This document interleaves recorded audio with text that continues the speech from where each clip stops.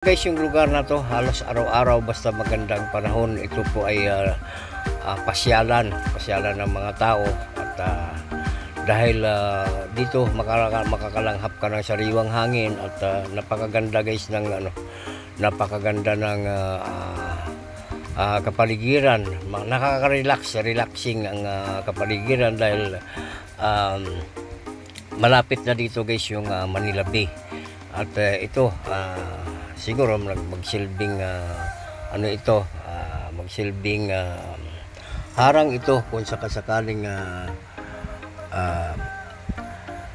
yung sinasabi nilang tsunami o kaya yung malaki na pag ng dagat, maring makakatulog itong megadive na to para hindi makapasok.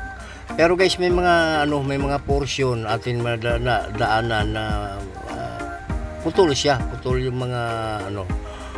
yung mga diki na ginawa.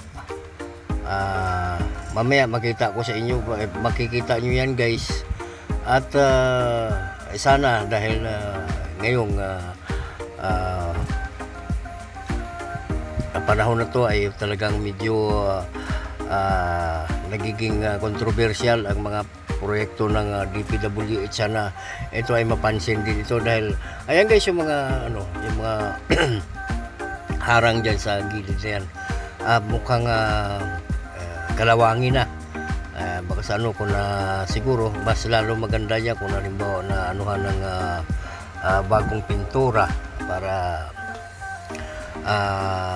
lalong gaganda kasi napakaganda ng lugar na to guys sa totoo lang.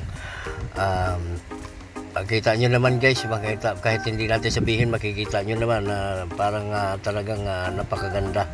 Marami ang nagja-jogging dito, maraming mga paninda, makikita nyo guys mamaya. Napakaraming paninda dito sa lugar na to at napakaraming tao. Dito pala tayo guys sa bungad kaya baka sa hindi pa nyo nakita. At balikan pala natin guys yung bungad na yung kanina. Doon yung papasok. Papasok doon guys sa may kita nyo yung pinaka